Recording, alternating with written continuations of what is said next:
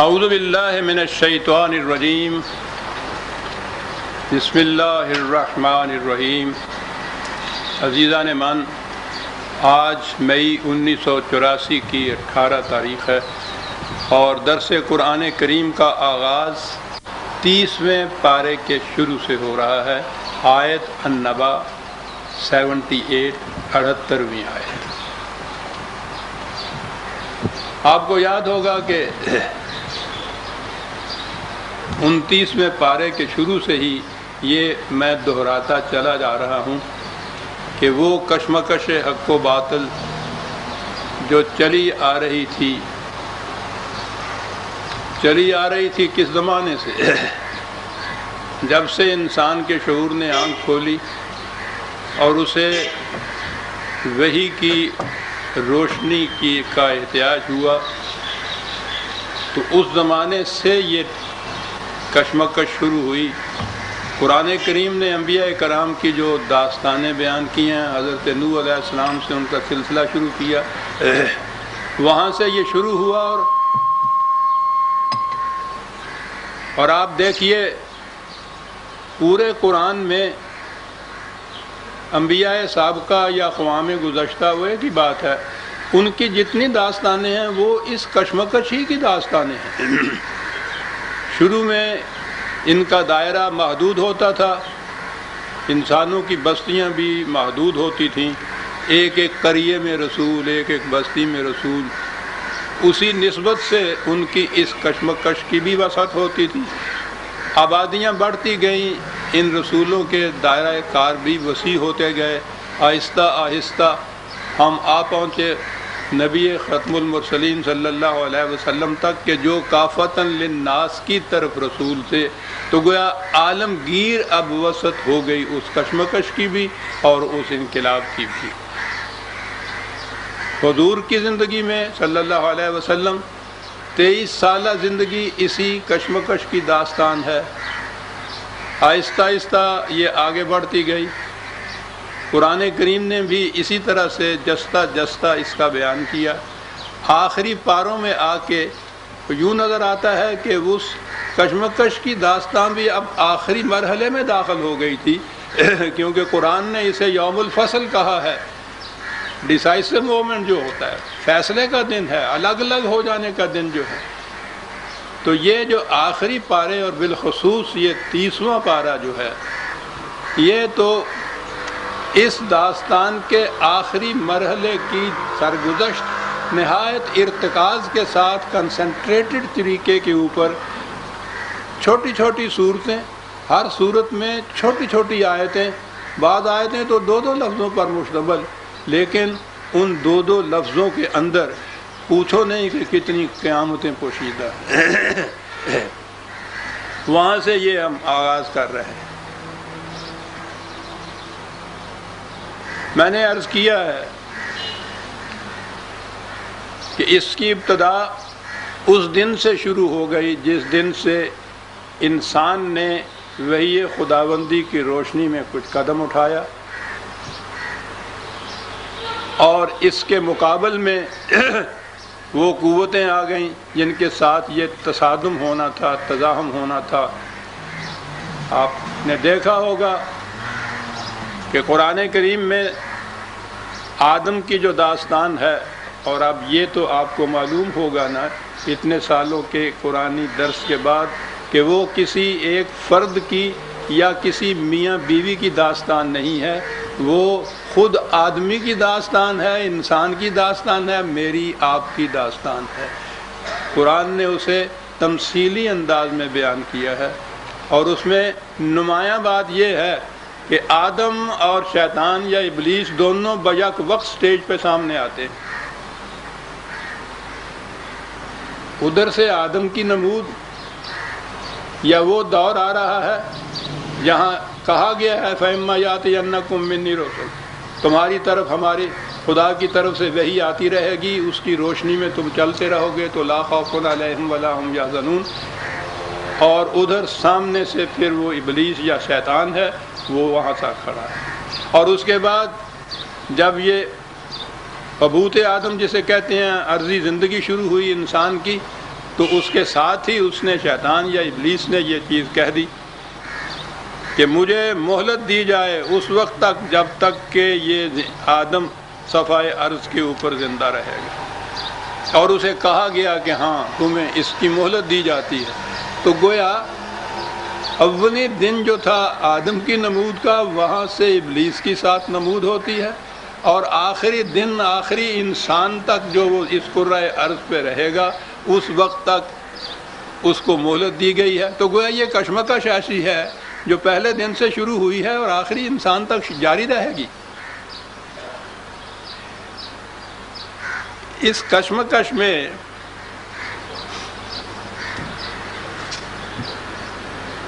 یہ میں ابھی عرض کروں گا کہ جسے ہم کہتے ہیں کشمکش حق و باطل، یہ ہے کیا؟ ہم بھی الفاظ دہراتے چلے جاتے ہیں، کبھی کھڑے ہو کے سوچتے نہیں کہ یہ بات ہے کیا۔ اور بات جو ہے وہ ٹھوس ہونی چاہیے، عملی ہونی چاہیے، محسوسات میں ہونی چاہیے، ایبسٹریکٹ نہیں ہونی چاہیے، نظری نہیں ہونی چاہیے، اکیڈیمک نہیں ہونی چاہیے۔ بات پتہ چلے کہ حق کیا تھا اور باطل کیا تھا، کیا تصادم تھا، کیا ٹکراؤ تھا، کیوں ٹکراؤ تھا، یہ کیوں ہوا کہ آدم ادھر سے سٹیج پہ آتا ہے، ساتھ ہی اس کے شیطان یا ابلیس سٹیج کے اوپر آ جاتا ہے۔ وہ اعتراض جو کیا کرتے ہیں لوگ، خاص طور پہ ایران کی طرف سے آتا ہے یہ، پھر عیسائیوں کی طرف سے، کہ یہ ایول ہے، شر ہے، تو خدا نے ساتھ ہی شر کو بھی کریٹ کر دیا، تو خدا خالق کے شر بھی ہے۔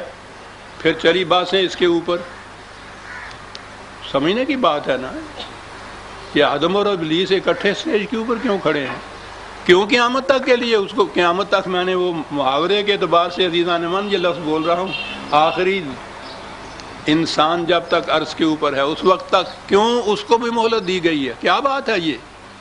کیا ضرورت تھی اس چیز کی؟ یہ ہیں وہ چیزیں جو کھڑے ہو کے سوچنے کی ہیں۔ قرآن کا پیغام، دین کی لم، اس سے سمجھ میں بات آئے گی کہ یہ بات ہے کیا۔ عجیب چیز۔ شیطان یا انگریزی میں وہ سیٹن جس کو کہتے ہیں، یہ ہیبرو یا عبرانی زبان کا لفظ ہے بنیادی طور پر۔ عربی والوں نے تو اپنے یہاں شیطانہ مادہ کے سے اس کو بھڑکیلا، آتش بھڑکانے والا، مشتعل، اشتعال، اس سے لایا، لیکن اوریجنلی ہیبرو میں یہ سیٹن جو ہے، اور یہ ہے بڑا ہی بنیادی نقطہ عزیزان من، اور میں سمجھتا ہوں یہی صحیح معنی ہیں، اور میں عرض کروں گا قرآن نے بھی یہی کہا ہے۔ اس کے معنی انگریزی زبان کا لفظ ہے دی ہنڈرر، راستے میں رکاوٹ پیدا کرنے والا، روک بن کر کھڑا ہو جانے والا۔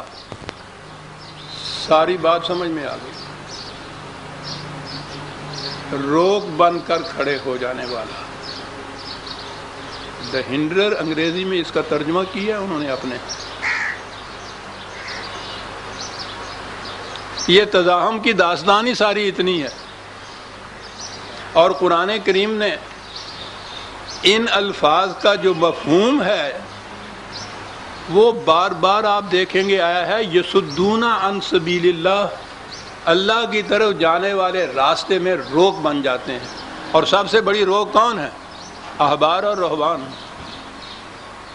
مذہبی پیشوائیت، علماء اور مشائخ، سورہ توبہ میں اور دیگر مقامات میں بھی۔ کہیں سرمایہ پرستوں کے متعلق کہا گیا ہے، کہیں ان کے متعلق کہ جو بغیر الحق اقتدار حاصل کر لیتے ہیں، قوت کے زور پر، دھاندلی سے، تلوار کے بوتے کے اوپر۔ یہ سارے ہیں قرآن میں، دیکھیے گا جہاں جہاں یصدون عن سبیل اللہ ہے، خدا کی طرف جانے والے راستے میں روک بن کر کھڑے ہونے والے۔ اور جیسا میں نے ابھی عرض کیا ہے، ان میں نمایاں حیثیت مذہبی پیشواؤں کی ہے۔ سب سے بڑی رکاوٹ ہی یہ ہے، یہ ملوکیت، یہ سرمایہ داری، یہ تو ان کے سہارے زندہ رہتی ہے، ورنہ کوئی انسان بھی دوسرے انسان کا محتاج اور محتاج بن کے جینا ہی نہیں چاہتا، محکوم بن کے جینا ہی نہیں چاہتا۔ انسان کے اندر کی ایک آواز ہے جو اس کے خلاف سرکشی کے لیے ابھرتی ہے۔ وہ یہ لوگ ہیں کہ جو ان کو مطمئن کرتے ہیں کہ یہ سب کچھ خدا کی طرف سے ہے، تم نے دل کے اندر بھی اس کے خلاف ذرا سی کبیرگی بھی محسوس نہ کرنا، اللہ کے خلاف چیلنج ہو جائے گا، یہ ہیں۔ تو قرآن کریم میں آپ دیکھیں گے یہ ٹھیک ہے، کوئی تکبرون بغیر حق بھی اس نے کہا ہے کہ وہ بھی روک ہوتے ہیں، سرمایہ داروں کے متعلق بھی کہا ہے۔ اسی سورہ توبہ کی یہی جو آیت ہے 35ویں 36ویں، اس میں یکنزون الذہب والفضہ والے بھی آئے ہیں، لیکن بنیادی طور پر قرآن نے احبار و رہبان کو کہا ہے کہ یہ ہیں روک بن کر کھڑے ہو جانے والے۔ اور ساری تاریخ دین اور مذہب کی کشمکش یہی ہے، دین آیا خدا کی طرف جانے والے راستے پہ چلانے کے لیے کاروان انسانیت کو، اور یہ ہوئے مذہب کے علم بردار جو اس کے راستے میں روک بن کر کھڑے ہو گئے، اور روک اس طرح سے کہ کہا یہ کہ ہم تمہیں لے جائیں گے خدا کی طرف۔ یعنی یہ جرت سے بے باکانہ صداقت کے ساتھ دھڑلے کے ساتھ یہ بات کہنے کی نہیں ہے۔ یہ نہیں کہیں گے کہ ہم روکیں گے تمہیں خدا کی طرف جانے والے راستے میں، منافقت سے کہیں گے یہ کہ ہم لے جائیں گے تمہیں خدا کی طرف لے جانے والے راستے میں۔ اور قرآن کہتا ہے کہ یہی سب سے بڑی روک ہے خدا کی طرف جانے والے راستے میں۔ اور دی ہنڈرر جو شیطان کا ترجمہ عبرانی والا ہے، کس طرح سے بات صاف ہو گئی، قرآن نے کس طرح اس کا مفہوم بیان کر دیا۔ بات ساری ہے ہی ہے۔ پہلے یہ شیطان کا تصور جو ہے اس کی بات ذہن میں ایک آ گئی، وہ عرض کر دوں۔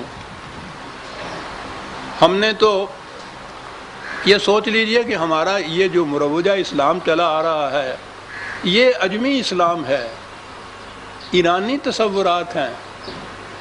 ایران میں اہرمن و یزداں دو برابر کی قوتیں، خدا اور شیطان، وہ ایک خدا ایک شیطان۔ ہمارے ہاں بھی جو تصور آتا ہے شیطان کا وہ ایک ہی شیطان ہوتا ہے، لیکن آپ دیکھیے کبھی کھڑے ہو کے ہم سوچتے نہیں کہ کرتے کیا ہیں۔ اس ایک شیطان میں جو خصوصیت یا جو صفت اس شیطان کی بتائی جا رہی ہے اس کو معاذ اللہ خدا بنا دیا ہم نے۔ تصور یہ ہے نا کہ وہ ایک شیطان دنیا میں ہر شخص کے ساتھ ہوتا ہے، ہر جگہ ہوتا ہے۔ شیطان کی آپ نے دیکھا یہ خصوصیت، یہ قوت دنیا میں ہر انسان کے ساتھ ہر جگہ، اور یہ خصوصیت اللہ تعالیٰ نے صرف خدا کی کہی ہے، ہوا معکم اینما کنتم، تم جہاں بھی ہو وہ تمہارے ساتھ ہوگا۔ گویا جو خدا کی صفت تھی وہ ہم نے شیطان کی صفت بتا دی۔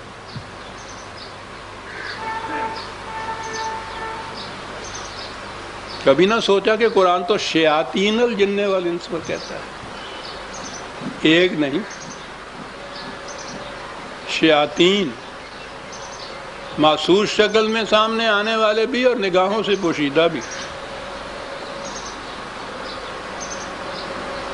اور سب سے بڑا شیطان جو پوشیدہ ہے نگاہوں سے وہ تو خود اس کے اندر ہوتا ہے۔ اس اعتبار سے کہہ لیجئے کہ ہر فرد کے لیے جہاں کہیں بھی ہے شیطان، لیکن یہ اس کو اس کا شیطان کہیے، وہ ایک شیطان نہیں۔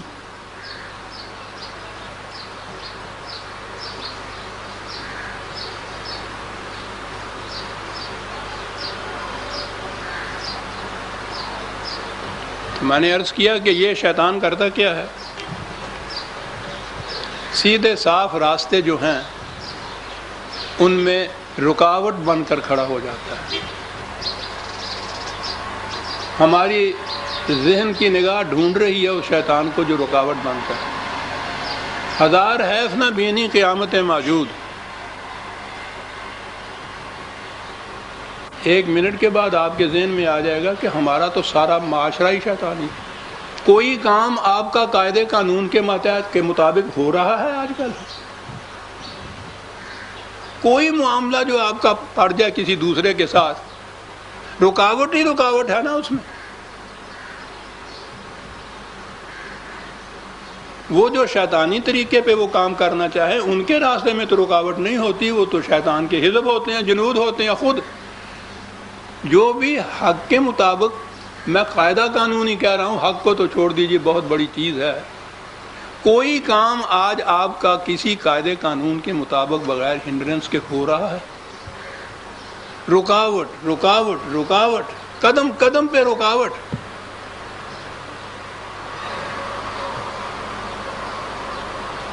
دیکھا یہ شیطان کے ایک مفہوم نے بات کہاں سے کہاں پہنچا دی. شیاطین الجن والانس،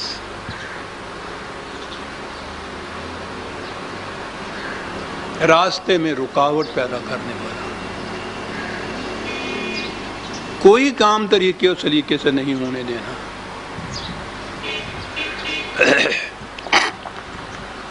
ابھی عرض کروں گا کہ یہ کشمکش جو تھی دین اور مذہب کی، حضرات انبیاء کرام کی، اور یہ ان شیطانوں کی، وہ کیا تھی. لیکن اس سے پہلے عزیزان من، یہ آخری پارہ آ گیا ہے. میں سمجھتا ہوں ان صورتوں کے یہ درس بھی معلوم نہیں زندگی کا انسان کے کیا صورت ہو، شاید آخری بار ہی یہ چیزیں آپ کے سامنے آئیں. تو جو چیزیں بھی ایسی آتی ہیں جن کو میں سمجھتا ہوں کہ ان کی تشریح قرآنی ضروری ہے، ساتھ کے ساتھ ہوتی چلی جانے دینا چاہیے ہمیں. خدا جانے اس کے بعد کیا صورت ہو. یہ کیوں تھا کہ آدم کے ساتھ ہی شیطان بھی. اجمی ایرانی تصور نے تو یہ بات کہہ دی کہ دو مستقل بذات قوتیں دنیا کے اندر ہیں، تاریکی اور روشنی، یزداں اور اہرمن. قرآن کریم نے جو اس کی تردید کی کسی ثنویت یا ڈوئلزم جو ہے، یہ شرک ہے، کوئی ایسی چیز نہیں ہے. خدا اور اس کے بالمقابل اسی جیسی ایک قوت دوسری، وہ خیر کی قوت، یہ شر کی قوت، وہ اہرمن، یہ یزداں وہ اہرمن، اور اہرمن اور یزداں دونوں کی جنگ چلی آ رہی ہے سر خدا کے ساتھ. یہ تصور تھا، یہ سوال ہی نہیں ہے. اس کی بڑی ضرورت تھی. یہاں پھر آپ کا ذہن طلسم پیچ و تاب ہو گیا، اس کی بڑی ضرورت تھی. اور ابھی بات سمجھ میں آ جائے گی. انسان کے اندر اس کی بہت سی قوتیں، بہت سی صلاحیتیں، جسے مضمر کہتے ہیں، پوٹینشیل فارم کے اندر کہتے ہیں، چھپی ہوئی ہوتی ہیں. ان کا اسے خود بھی علم نہیں ہوتا. ان کی نمود ٹکراؤ سے ہوتی ہے.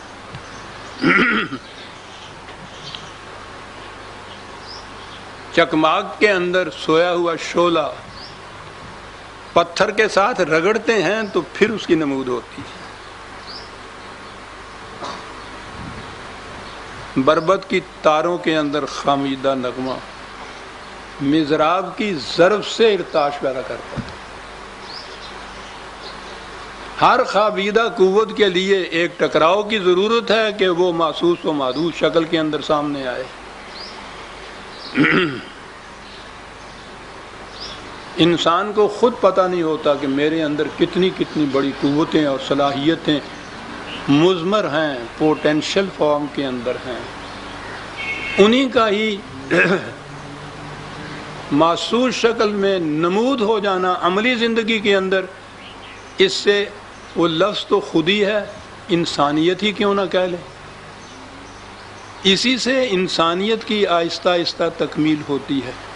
یہ باہر سے نہیں کہیں سے آتی، اس کے اندر ہی ہوتی ہیں، اس کی رگوں میں پنہاں ہوتی ہیں.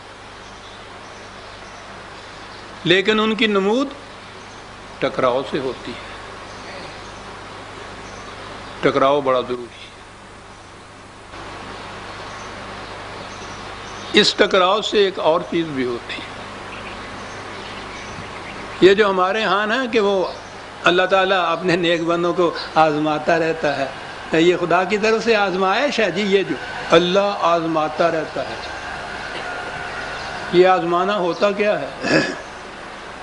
ایک شخص کو آپ کے ساتھ دوستی کا بڑا گمان ہے، آپ بھی سمجھتے ہیں دوست ہے.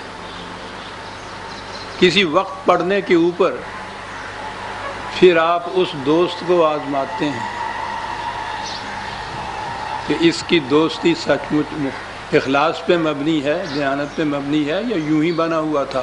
اس کو آزماتے ہیں، یعنی وہ چیز جس کا آپ کو معلوم نہیں ہوتا، اس طریقے سے آپ معلوم کرتے ہیں کہ وہ کیسے بیہیو کرتا ہے. آپ کو معلوم جو نہ ہو، جس دوست کا آپ کو پتہ ہو کہ وہ ہر موقع کے اوپر، ہر واقعہ کے اوپر آپ کا ساتھ دیتا چلا آ رہا تھا، اسے نہیں آزماتے. آزماتے اسے ہیں جس کے متعلق معلوم کرنا ہو آپ کو کہ یہ کیا بیہیو کرے گا.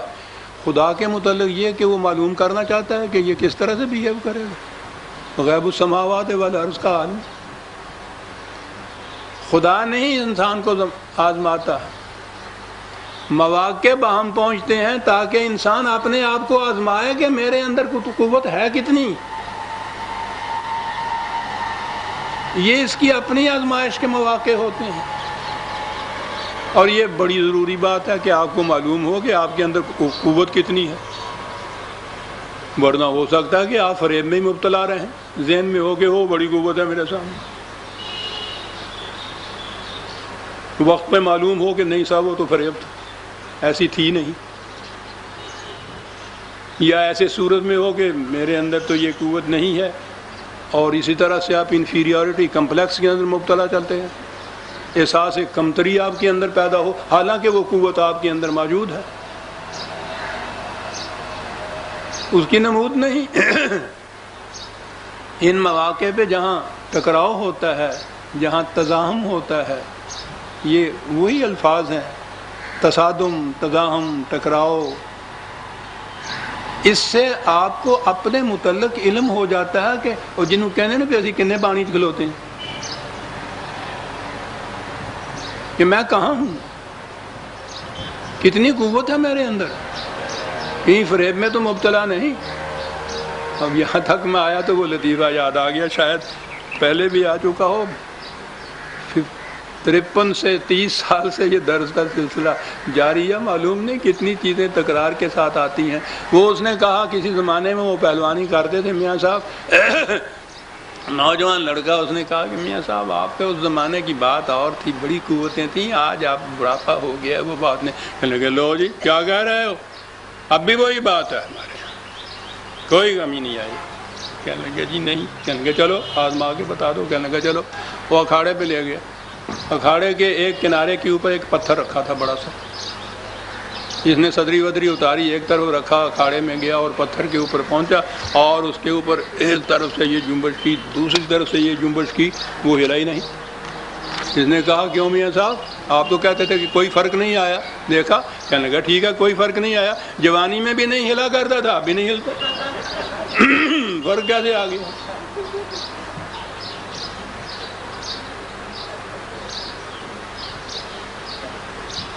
اس خود فریبی میں بھی مبتلا رہتا ہے انسان. پھر ضرورت سامنے سے پتھر کی نہیں ہے جو کچھ کہتا نہیں. بت پرستی اسی لیے چلی ہوئی تھی دنیا کے اندر کہ وہ بت سامنے سے کہتا کچھ نہیں ہے. بڑی راس آتی ہے انسان کی خود فریبی کو، بت پرستی. اور پھر ہم نے تو خدا کو بھی بت بنا رکھا ہوا ہے. ہمارا خدا بھی تو سامنے سے کچھ نہیں کہتا، لفظی مختلف ہیں عزیزان من. ہم ہی جو کچھ جی میں ہے کیا کہ خود ہی اپنے آپ کو اطمینان دلا کے چلے آتے ہیں کہ ٹھیک ہے صاحب آج بھی وہی قوت ہے ہمارے اندر. نہیں، اس کا ٹیسٹ بڑا ضروری ہے. احتساب خیش بڑی چیز ہے کہ کتنی قوت ہے. تو یہ تو اسی صورت میں ہوگا نا کہ ایک متخالف قوت آپ کے سامنے ہو، تزاحم والی ہو، تصادم والی ہو، ٹکراؤ والی ہو، پھر پتہ چلے گا نا کہ قوت کتنی ہے. ساری یہ ساری زندگی کی کشمکش ہے. یہ مخالف قوت نہ ہو تو میں نے جیسا عرض کیا ہے آپ کی زندگی، اقبال کے الفاظ میں کیوں نہ کہہ دوں، بڑی عجیب نظم ہے اس کی، جبریل اور ابلیس کی. وہ ابلیس کہتا ہے جبریل سے کہ وہ ہو اگر فرصت تو پوچھ اللہ سے، قصہ آدم کو رنگی کر گیا کس کا لہو؟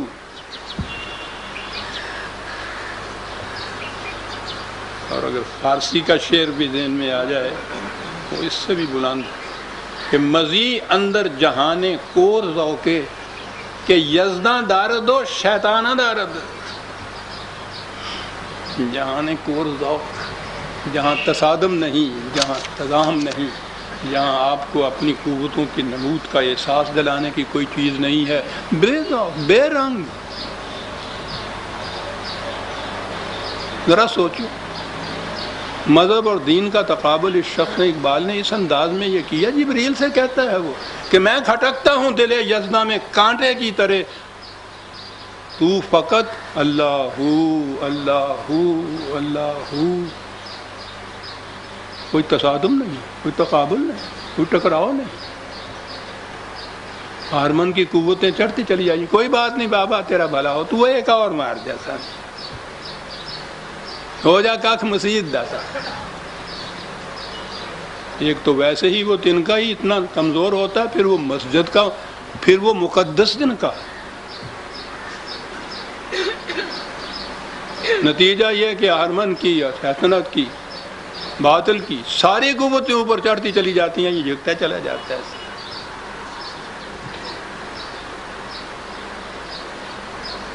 یہ مذہب ہے، وہ دین ہے۔ للکار کے دوسروں کو پکار کیا کہ آؤ، کون آتا ہے مگر؟ آپ نے غور فرمایا کہ پھر انسان کے ساتھ کیوں اسی سٹیج پہ، اسی زمانے میں آدم کے ساتھ ابلیس، اور آخر تک اس کی ضرورت؟ کوئی زمانہ بھی اگر اس سے خالی ہو، یہ تو الگ چیز ہے نا کہ ایسا زمانہ ہے جس میں غالب ہی آیا ہوا ہے وہ شیطان، اس لیے تو نہیں اس کو بنایا تھا کہ غالب آئے۔ انسان کے اندر اتنی مضمر قوتیں رکھی ہوئی تھیں کہ ایک شیطان کیا، شیاطین الجن والانس جو ہیں ان سب کے اوپر یہ غالب آ سکتا ہے۔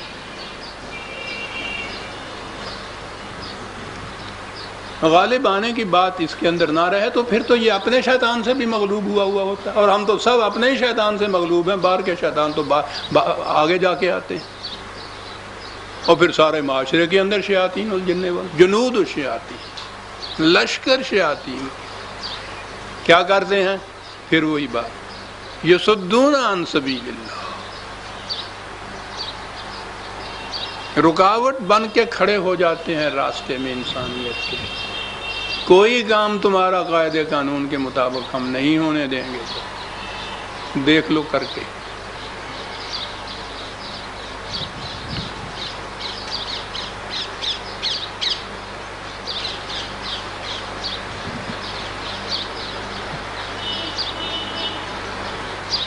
اب مجھے آگے بڑھ جانا چاہیے کہ یہ کشمکش ہے کیا تھی۔ میں نے کہا نا کہ لفظی طور پہ حق و باطل کی ہے، بڑے جامع اصطلاحات ہیں یہ قرآن کی۔ حق کے اندر پورے کا پورا دین اور اسلام آ جاتا ہے، باطل اس کے مقابل کی ساری دنیا کی قوتیں جو ہیں، تمام جتنے بھی نظام ہائے انسان ہیں، تمام اس کے اندر آ جاتے ہیں۔ وہ کہنے کو دو لفظ ہیں، تشریح سارا قرآن ہے، لیکن اس حق کی یا باطل کی جو سرگزشت ہے، جنہوں کہنے نا تت کڈیا ہے، نچوڑ اس کا جو ہے، وہ تو قرآن کے انداز میں، قرآن کی ابتدا بھی اس سے ہوتی ہے، اس کی انتہا بھی اس پہ ہوتی ہے۔ ابتدا کس سے ہوتی ہے؟ الحمدللہ ہے رب العالمین۔ انتہا کس پہ ہوتی ہے؟ قل اعوذ برب الناس۔ ربوبیت عالمینی، نو انسان کی ربوبیت، یہیں سے شروع ہوا دین، یہیں پہ اختتام ہوا قرآن کا۔ بات کیا ہوئی؟ ہر فرد اپنے اپنے فائدے کی سوچتا ہے۔ کہنے کو تو یہ کہہ دیتے ہیں کہ صاحب جس کو اپنے بھی نفع نقصان کی فکر نہیں وہ پاگل ہوتا ہے، پاگل کے متعلق بھی سادی نے ٹھیک کہا ہے کہ دیوانہ بکار خیش ہوشیار، تمہیں پتہ نہیں ہے، وہ اپنا مطلب ہی بڑا ہوں گا، ساڈے بھی کہنے بھی بڑا مطلب ہی ہوں گا، لیکن بہرحال دیوانے کو چھوڑ دیجئے، صاحب عقل و ہوش تو اسے کہا جاتا ہے نا جو اپنے فائدے کی سوچے، دوسرے کے فائدے کی نہیں، اپنا فائدہ۔ اب اس کو بڑھاتے چلے جائیے، ایک فرد کا، اپنے خاندان کا، اپنے قبیلے کا، اپنی قوم کا، یہاں تک آ پہنچی انسانیت آج، اور اس تصور نے اپنا فائدہ، دوسرے کا فائدہ نہیں۔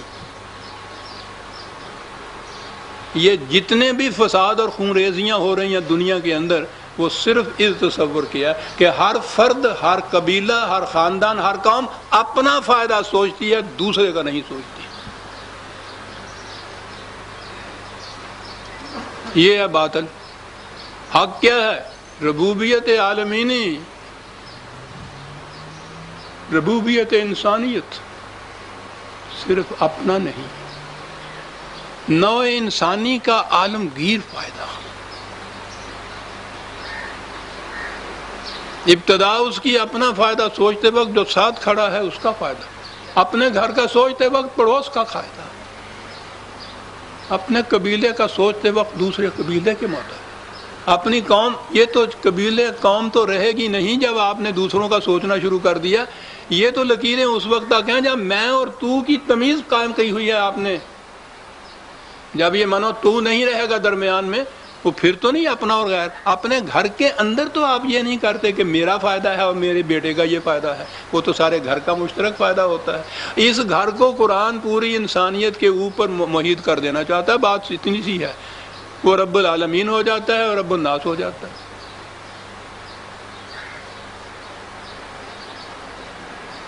ایک طرف یہ ربوبیت عالمینی، سب کا فائدہ، جسے عمل صالح آپ کہتے ہیں، جو پائیدار ہے، جو رہ سکتا ہے دنیا میں، جس کو بقا نصیب ہے۔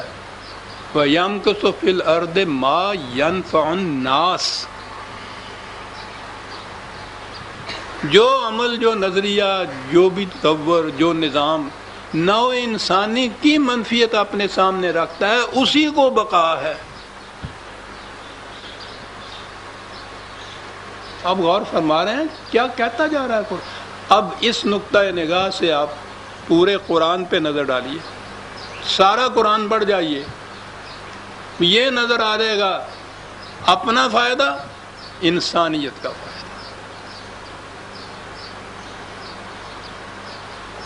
ٹکراؤ ان دونوں کے درمیان۔ اقبال کے 2 شعروں میں ساری بات کیا جاتا ہے۔ عقل خود بھی غافل از بہبود غیر، عجیب شخص ہے یہ یہاں، عقل خود بھی، عقل کے پیچھے لٹ لے کے نہیں پھر رہا۔ 2 قسم کی عقل اس نے گئی ہے۔ وہ پیام مشرق میں جہاں وہ مغرب کی اقوام کو مخاطب کرتا ہے، وہاں یہ کہتا ہے عقل خود بھی دیگر ہو، عقل جہاں بھی دیگر است۔ کیا بات ہے، اس شخص کی 2 چیزیں عقل کو تقسیم کیا، عقل خود بھی، عقل جہاں بھی۔ یعنی وہ جو جہاں بینی یا ربوبیت عالمینی ہے، وہ عقل و فکر کے دیے گل کر کے نہیں آتی، عقل ہی کی روح سے وہ ہوتا ہے، بشرطے وہ وحی الہی کی روشنی میں عقل کام کرے، وہ عقل جہاں بھی ہو جاتی۔ پھر کیا سوچے گی؟ عقل خود بھی سوچنا ہے نا عقل نے کہ میرا فائدہ کس طرح کیا ہے، کیسے حاصل ہو سکتا ہے، میرے بچوں کی منفعت کس طرح سے اپنی، کیسے عقل ہی کر رہی ہے نا۔ اس وقت یہی عقل یہ سوچے گی کہ نوع انسانی کا فائدہ کس طرح ہو سکتا ہے، عقل جہاں بھی۔ عزیزان من، سارا پیغام قرآن کا وحی کی روشنی کے اندر جو کوئی تلقین اس نے کی ہے، اسلام دین یہ ہے، یہ عقل خود بھی اور عقل جہاں بھی، یہی ہے چیز۔ عقل خود بھی غافل از بہبود غیر، سود خود بیند نہ بیند سود غیر۔ اور وحی حق بینندہ سود ہما، در نگاہ سود و بہبود ہما. بات ختم ہو گئی. یہ ہے اسلام، اور یہ ہے ٹکراؤ جو چلا آ رہا تھا.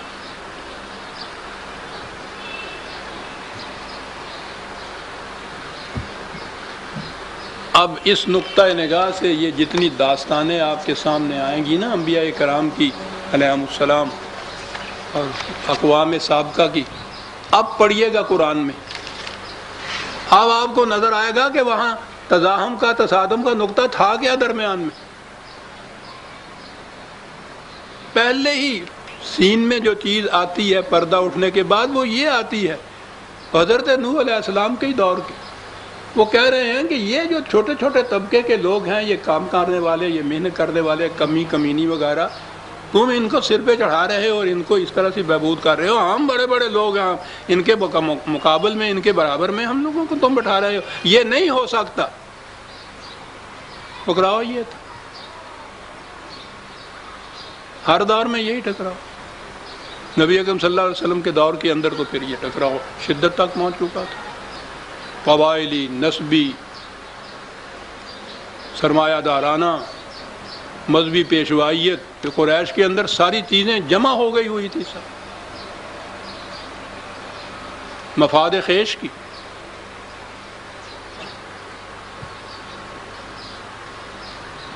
آہستہ آہستہ یہ ٹکراؤ بھی آگے بڑھتا چلا گیا.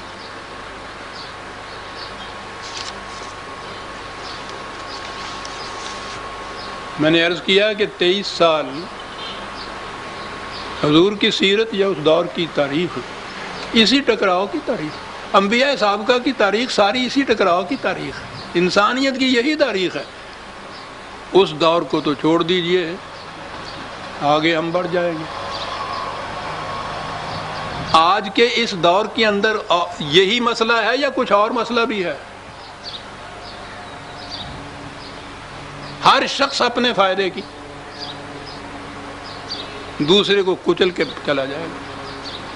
کسی میلے میں نہیں، مقدس مقام پہ آئیے تو میلے میں پہلے بیان کر دوں، کوئی شخص میلے کے اندر اگر کہیں گر جاتا ہے نا، پیچھے سے آنے والے اس کو اٹھاتے نہیں ہیں، رونتے چلے جاتے ہیں.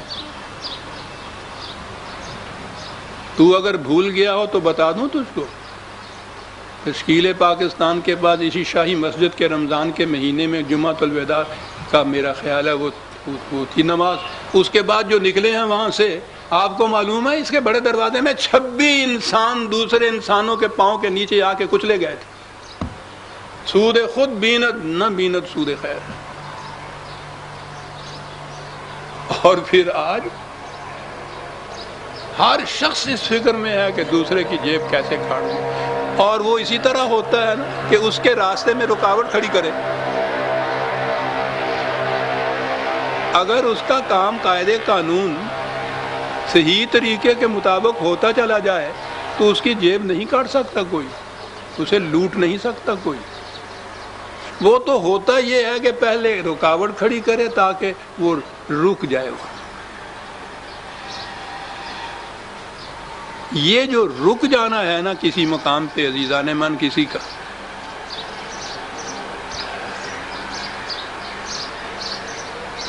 قانون ارتقاء کی روح سے، ایولیوشن جسے آپ تھیوری کہتے ہیں، وہ اب سائنس بن گئی ہے. ہر نو کا ٹکراؤ ہوتا ہے اس کے خلاف دوسری نو کے ساتھ. اگر اس نو میں اتنی قوت ہے مدافعت کی کہ وہ سٹینڈ لے لے تو وہ زندہ سے رہتی ہے. اگر اس میں اتنی قوت ہے کہ وہ اس کو مغلوب کر لے تو یہ آگے بڑھ جاتی ہے. یہ آگے بڑھنے کا سلسلہ جو ہے یہ ہے دین، یہ ہے اسلام.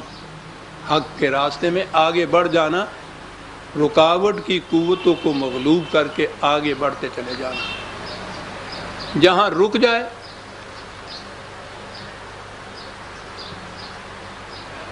مگر کوتاہی ذوق عمل ہے خود گرفتاری.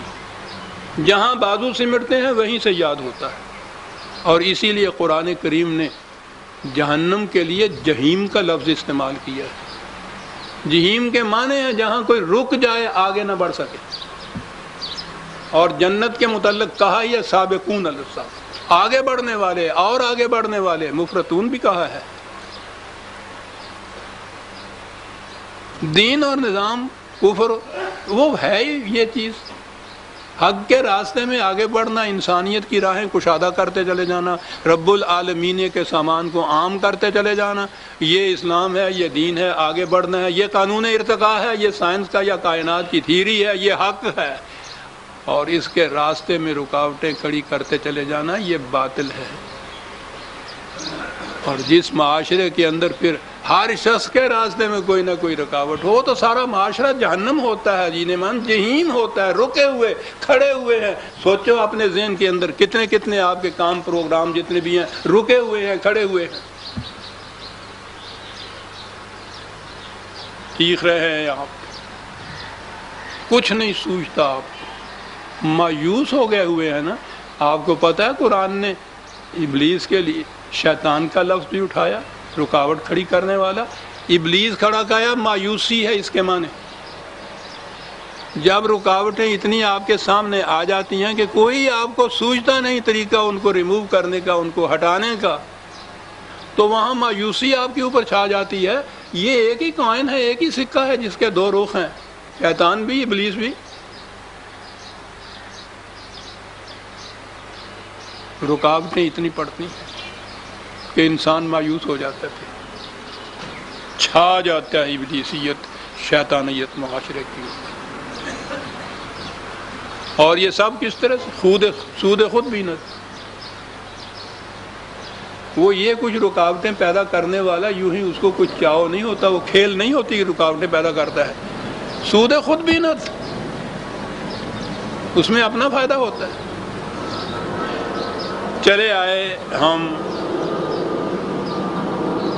نبی اکرم صلی اللہ علیہ وسلم کے دور پر۔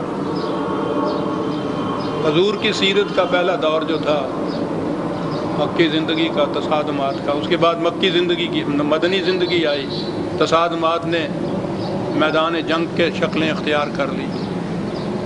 سن 7 ہجری تک ٹکراؤ ہو ٹکراؤ، لیکن ہر ٹکراؤ میں ان کی مضمر قوتیں اور زیادہ شدت کے ساتھ ابھریں۔ یہ اشداء علی الکفار کے معنی یہی نہیں ہے، وہ یہی ہیں کہ ہر ٹکراؤ میں ان کی مضمر قوتیں اور شدت سے آگے بڑھ کے اوپر نکل آگئی، تاکہ ہم آخری دور میں آ گئے۔ اس دور کے اندر عزیزان من، میں پہلے بھی کئی دفعہ عرض کر چکا، قرآن کے حقائق تو بے مثل و بے نظیر ہیں، اس میں شبہ ہی نہیں، چیلنج ہے اس کا۔ انسانیت مل کر بھی اس کے مقابل میں کوئی چیز مرتب نہیں کر سکتی۔ اس کا اسلوب بیان جو ہے وہ بھی بجائے خیش ایک منفرد ہے۔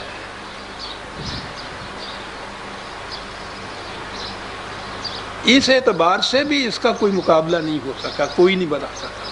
مورری نے اپنے رسالۃ الغفران لکھ کے دعویٰ کیا تھا کہ ادبی اعتبار سے اس کو دیکھو، ہم ہی نہیں، خود ان کے ہاں کے امام ادب جو ہیں طٰہٰ حسین جیسے لوگ، انہوں نے بھی یہ کہا کہ دعویٰ تو اس کا بڑا تھا لیکن قرآن کا انداز اور ہی ہے، اما تو چیزیں دیگری۔ اس لیے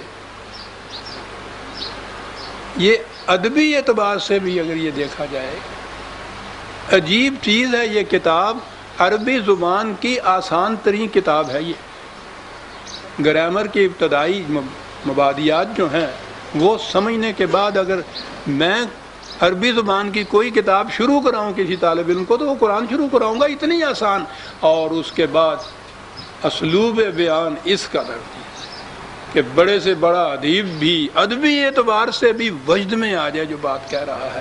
بات کیا کہنی ہے کہ سٹیج وہ آ گئی ہے، کیا سٹیج آ گئی؟ مخالفین نے جتھا بنایا مکے کے اندر، قریش متحد تھے اس چیز کے متعلق کہ 2-4 ٹکراؤ کے بعد یہ ہیں کیا؟ ذرہ ناچیز و تعمیر بیابان نگر، کچل کے رکھ دیں گے ہم ان کو، نہ تعداد ان کی نہ ساز و سامان ان کے پاس۔ یہ متحد تھے اس بات کے اندر۔ آہستہ آہستہ آگے بڑھتی گئی بات۔ قرآن کا انداز دیکھیے کیا کہتا ہے۔ بات اس نے یہ کہنی ہے کہ وہ جو چیز تھی نا پہلے اتنی یقینی چیز کہ ہم واقعی غالب آ جائیں گے، یہ شے کچھ نہیں ہے. کوئی ووٹ آف ڈسینٹ جسے کہتے ہیں نا، ایک بھی آواز ان کے ہاں اختلاف کی نہیں تھی. ان کا یقین اتنا محکم تھا اس پر کہ کوئی بات ایسی نہیں تھی جو کی جائے.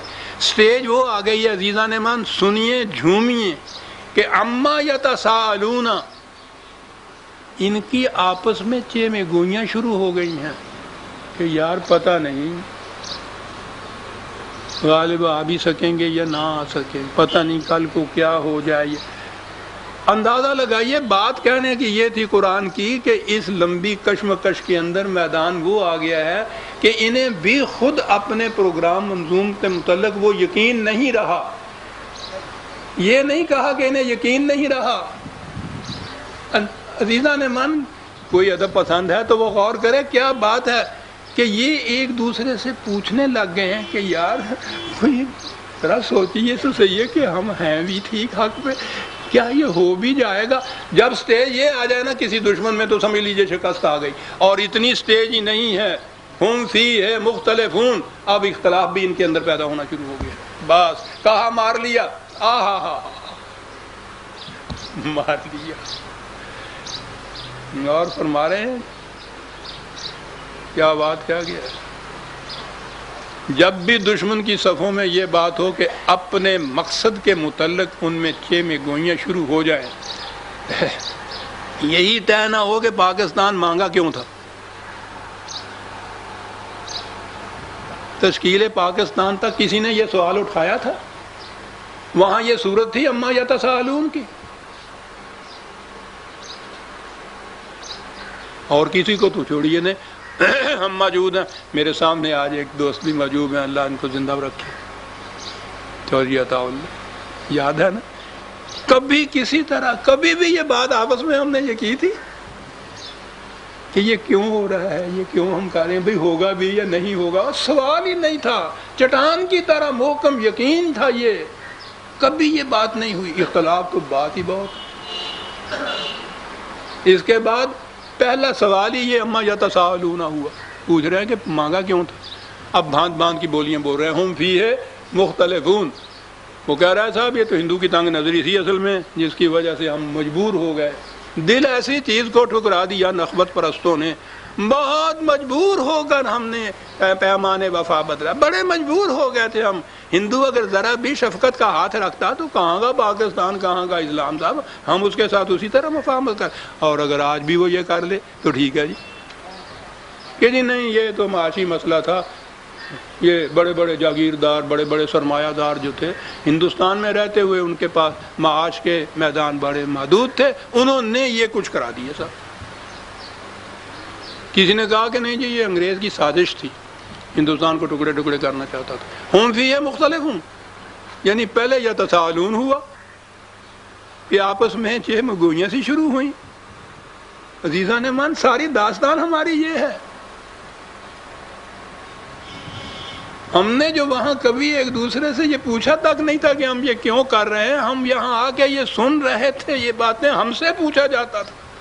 اما یتساءلون، اور پھر ہم فی مختلفون. شکست موجود، جو حالت آپ کی ہوئی ہے وہ اس کی وجہ سے. جو ہو ذوق یقین پیدا تو کٹ جاتی ہیں زنجیریں. یہ جو زنجیریں کٹی تھیں ہماری ہندو و انگریز دونوں کی غلامی سے، وہ ذوق یقین کی بنا پر تھی. یتساءلون کی صورت ہی وہاں تصور میں بھی نہیں ہمارے آئی تھی کہ ہم نے ایک دوسرے کے متعلق کبھی پوچھا ہو کہ کیوں بھائی کچھ ہوگا بھی. یہ مختلفون کا تو سوال ہی نہیں تھا. دونوں شکلیں ہمارے سامنے آج آ گئی اور نظر آ رہا ہے کہ ہر شخص کام رہا ہے، سو پوچھ رہا ہے کہ یار پاکستان کا کیا بنے گا. آ گئے نا اس مقام پہ. اس کا نتیجہ یہ ہے کہ یہ بات ہو کہ کیا بنے گا. یہاں تک آ گئے کہنے والے کہ صاحب یہ باقی بھی رہے گا یا نہیں رہے گا. کس وجہ سے اس چیز پہ آ گئے؟ وہاں تو جون جولائی 47 تک بھی کسی نے ہم میں سے یہ نہیں کہا تھا کہ ساتھ پتہ نہیں ملے گا یا نہیں ملے گا. یہاں ملنے کے بعد، اتنی بڑی مملکت کے مالک ہونے کے بعد، اتنے عرصے کے بعد یہ کیوں آج خیال پیدا ہو رہا ہے کہ رہے گا بھی یا نہیں؟ اس لیے کہ پہلے یتساءلون ہوا، پھر مختلفون ہوا، اور آج اختلاف کا تو پوچھیے نہیں. کوئی کہہ رہا ہے سیکولر حکومت قائم کرنے کے لیے بنانا چاہے، وہ کہتے ہیں کہ نہیں صاحب دو قومی نظریہ ہی بالکل غلط تھا، وہ سب یہ تھی مختلف ہوں، شکست لازمی۔ آپ نے غور فرمایا عزیزان من کہ بات تو یوں ایسی شروع ہوئی ہے جیسے اس زمانے کی کوئی بات ہو رہی ہے، یہ ابدی حقائق ہیں۔ قوموں کی زندگی کے اندر شکست کے آثار اس سے نظر آتے ہیں کہ پہلے مگوئیاں ہونی شروع ہو جائیں اپنے مقصد کے تیقن میں، پھر اختلاف پیدا ہو جائے اس کے متعلق۔ اما یتساءلون، کتنا خوبصورت سا لفظ، دو لفظ ہیں عزیزان، اور پھر استفہامیہ جو اس کے اندر ہے، یہ کس بات کے متعلق آپس میں یہ چیگوئیاں کر رہے ہیں؟ کون سی بات ہے جس کے متعلق ان کے دلوں میں شکوک ابھر رہے ہیں، اضطراب پیدا ہو رہا ہے؟ کاہے کے متعلق؟ عن النبأ العظیم، نبأ العظیم۔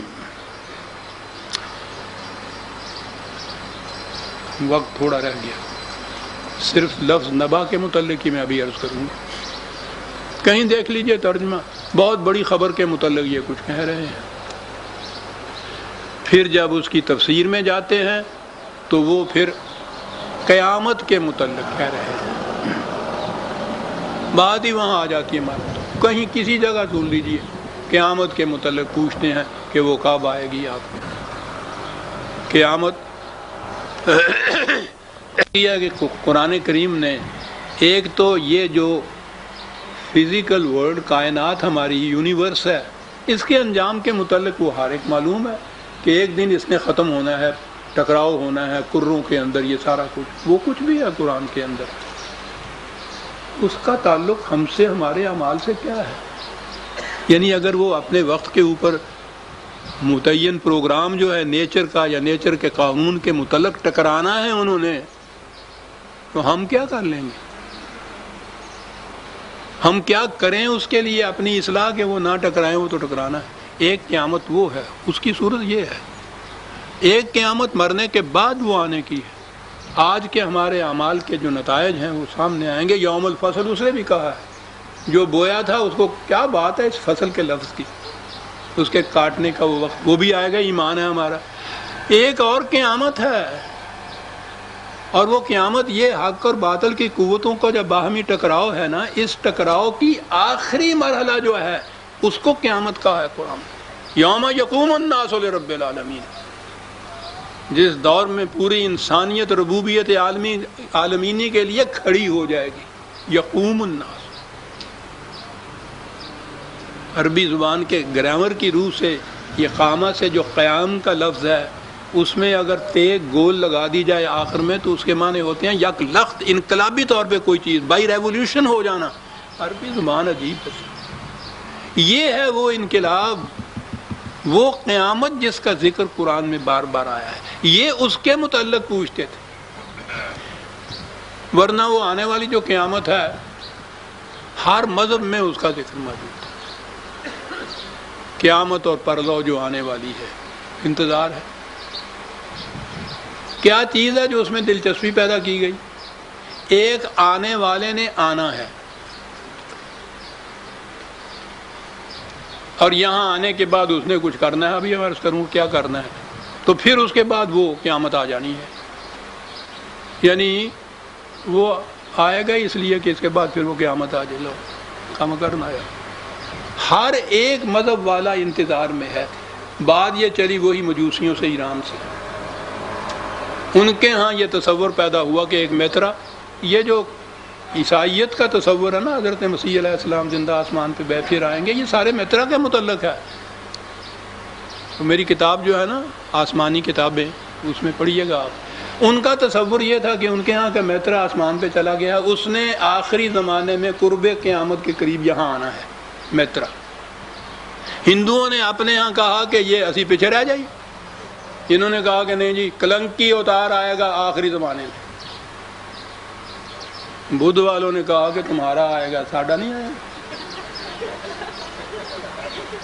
متیا آئے گا بدھ والوں کا، یہ صورت پیدا ہو جائے گی آخری زمانے میں، وہ سارے آخری زمانے میں۔ یہودی کہنے لگے کہ صاحب وہ اب تک انتظار میں ہے کہ مسیح آئے گا، انتظار میں بیٹھے ہیں، وہ جو آ کے اس نے کہا میں ہوں تو اس کو صلیب دے دیا بقول ان کے، آئے گا، پھر بیٹھے ہیں انتظار کر رہے ہیں۔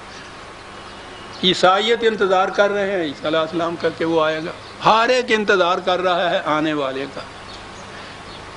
ہم بھی ان کی دیکھا دیکھی انتظار کر رہے ہیں، حالانکہ وہ جتنے آنے والے انتظار میں تھے، کس آنے والے کے انتظار میں تھے، وہ تو آ گیا سرزمین حجاز میں محمد الرسول اللہ، آ گیا خاتم النبیین۔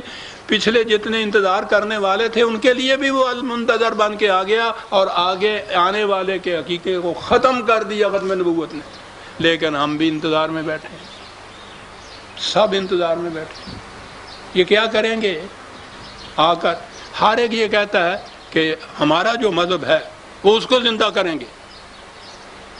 آپ سوچیے عزیزان من کہ مجوسیوں والا مجوسیوں کے مذہب کو زندہ کرے گا، کلنکی اوتار ویدک دھرم کو زندہ کرے گا، متیا بدھ مت کو زندہ کرنے کے لیے لڑائی لڑے گا، یہودیت کا مسیح یہودیت کو، عیسائیوں کا عیسیٰ علیہ السلام وہ عیسائیت کو زندہ کرے گا، مسلمانوں کے یہ جو اسلام، یہ سارے بیک وقت کٹھے ہو جائیں گے، اور ہر ایک اپنے اپنے مذہب کو زندہ کرنے کے لیے تلوار ہاتھ میں ہوگی، تو قیامت آ ہی گئی۔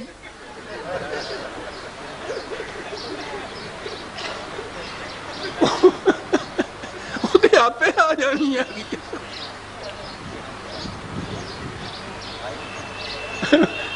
بیٹھے ہیں اس انتظار کے اندر کہ آنے والا آ بھی گیا، اور یہ ابھی تک انتظار کر رہے ہیں۔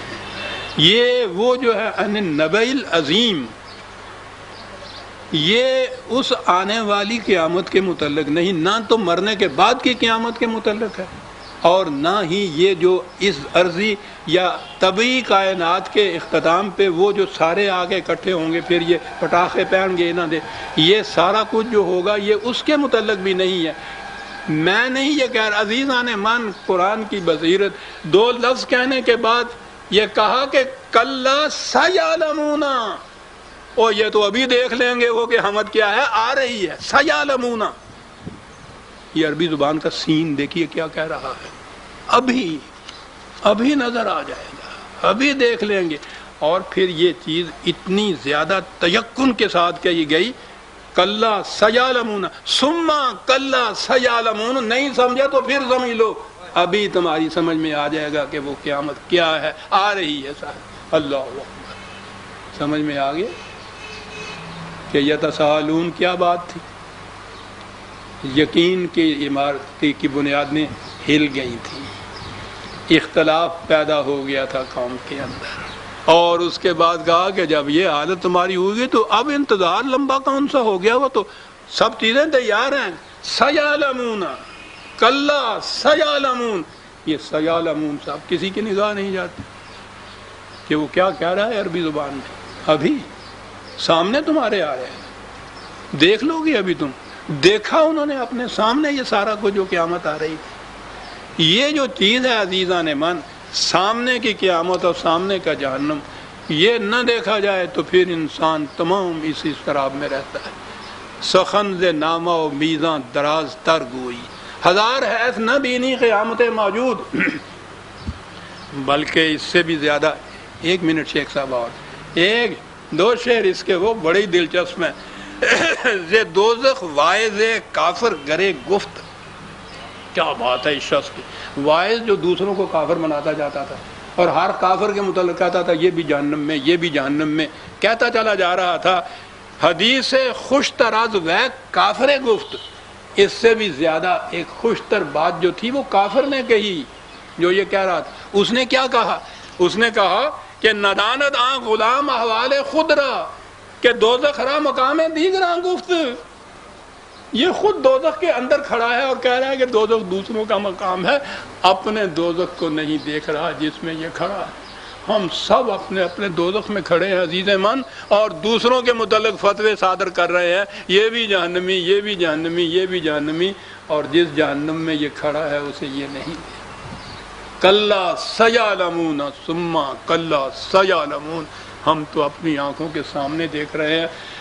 عزیزان من، مجھے خوشی ہوئی کہ آج اس کی ابتدا اس صورت کی ہم نے یہ کر لی، اب آگے راستے کھل جائیں گے سمجھنے کے۔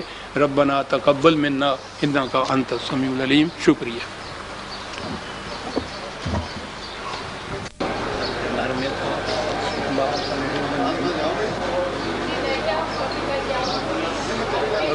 تب ضرورت ہوتی ہے تو میں ورنہ یہی میرا مقصد ہے۔ وہ گھر بھول گیا تھا اصل میں، تو یہ گھٹنا مجھے لگ گیا تلاش کرنے میں، اس لیے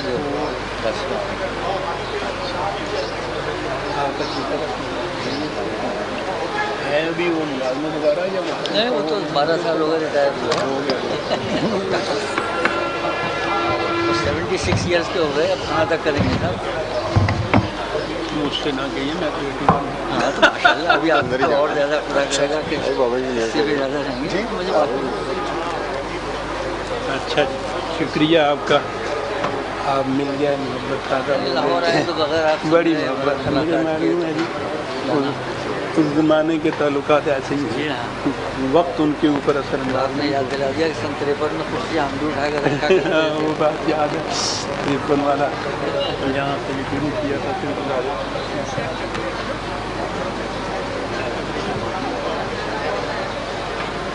ہاں